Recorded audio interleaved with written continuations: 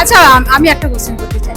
আমি বলছি যে আমি নমস্কার, আমি সুদীপা। আজকে আমি চলে এসেছি আপনি মলে প্রোডাকশনের আমন্ত্রণে আবার হাওয়া বদল সিনেমার ট্রেলার লঞ্চে। এখানে এসে দেখছি তো আমাদের হিরো হিরোইন মানে পরমব্রত, রাইমা সেন সবাই এসেছে, শুধু আসেনি হচ্ছে রুদ্রনীলদা।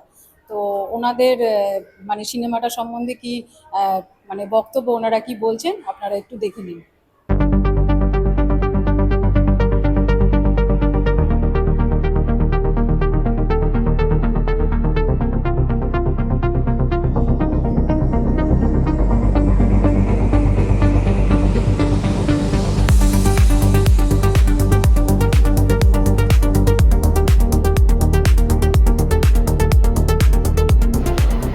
নমস্কার, শুভ সন্ধ্যা সবাইকে। এখানে আমি ধরে নিচ্ছি যে আপনি মল হাওড়ায় অবস্থিত বলে শুধু হাওড়াবাসী এসছেন এমন না, আশপাশের বহু জায়গা থেকে বহু মানুষ এসছেন। ঠিক একইভাবে 13 বছর পর এই ছবিটি আসছে। হাওয়া বদল যখন মুক্তি পেয়েছিল 2013 সালে, তখন এখানে এরকম অনেক লোক আছেন যারা হয়তো অনেক ছোট ছিলেন, কেউ কেউ এরকমও আছে যারা জন্মাননি, হয়তো কেউ কেউ তখন প্রেম করছিলেন, যারা আজকে বিবাহিত জীবন যাপন করছেন। হ্যাঁ হ্যাঁ, ঠিক না? একদম ঠিক বলেছি তো, একদম। হ্যাঁ, আমি নিজেও তখন অনেকটা ছোট ছিলাম। ওটা আমার পরিচালিত মাত্র দ্বিতীয় ছবি ছিল। আর এখন তুলনামূলকভাবে আমি একজন সিজনড অভিজ্ঞ পরিচালক। 13 বছর পর এই 13 বছরের একটা লম্বা জার্নি কেটেছে, এবং যেটা যেটা চলে যায়নি, যেটা থেকে গেছে, সেটা হচ্ছে হাওয়া বদল ছবিটার যে কাল্ট স্টেটাসটা এবং সেটাকে নিয়ে মানুষের নস্টালজিয়াটা।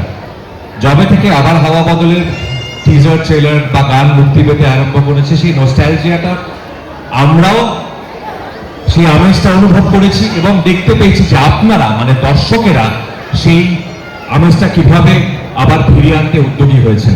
13 বছর পর আবার হাওয়া বদল আগামী 12ই জুন থেকে আপনাদের বাড়ির কাছে সিনেমা হলগুলিতে। এই ছবিটা যে আমরা আনতে পেরেছি 13 বছর পর, সেটার জন্য যে টিমটা এর পিছনে আছে, তার সেই টিমের প্রথম যার নামটা বলতে হবে সেটা হচ্ছে এসকে মুভিজ, অশোক ধানুকা এবং হিমাংশু ধানুকা। এসকে প্রোডাকশন হাউসের জন্য একটা বড় জোরে একটা হাততালি দেবো আমরা সকলে। আমি অনুষা এবং আমার চরিত্রের নাম আবার হওয়া বদলে হচ্ছে কাজল লতা। পরমদাতে আমাকে এই চরিত্রটা উপহার দিয়েছিল, মানে I am really really grateful to him for that. আর এই ছবিটা দেখেছি আমি খুব ছোটবেলায়, আর খুবই একটা ইম্প্যাক্ট করেছিল আমাকে ছবিটা। এবং 13 বছর পর যখন তার সিকুয়েল বেরোচ্ছে আবার হওয়া বদল, আর সেটার একটা অংশ আমি, সেটা আমার জন্য খুবই একটা গুরুত্বপূর্ণ জিনিস। এবং I am very very excited, and আশা করছি এই এক্সাইটমেন্টটা আমি ছড়াতে পারবো আপনাদের মধ্যে, যাতে আপনারা 12 তারিখ গিয়ে ছবিটা দেখুন।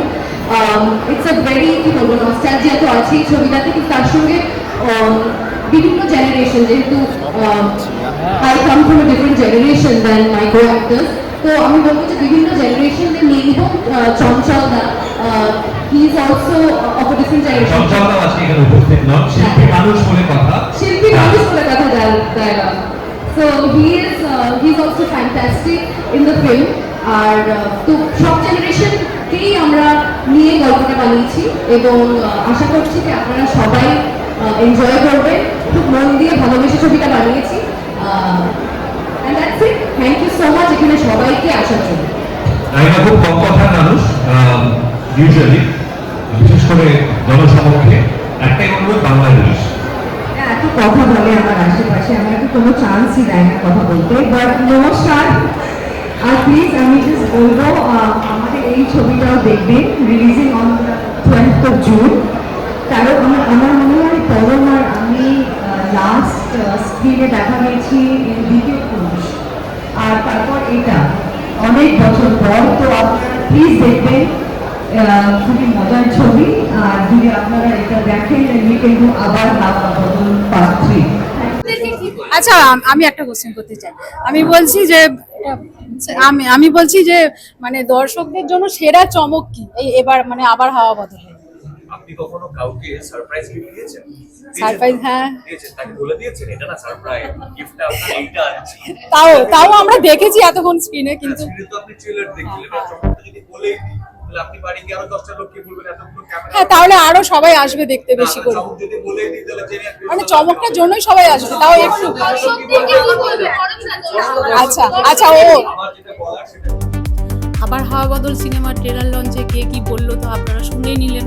তাহলে আপনারা যদি চান যে সবাই মিলে এন্টারটেনমেন্ট হতে, তাহলে 12ই জুন সিনেমাটা রিলিজ করছে, অবশ্যই কিন্তু সবাই মিলে দেখতে যাবেন। আমি কিন্তু আসছি, আপনারা আসছেন তো?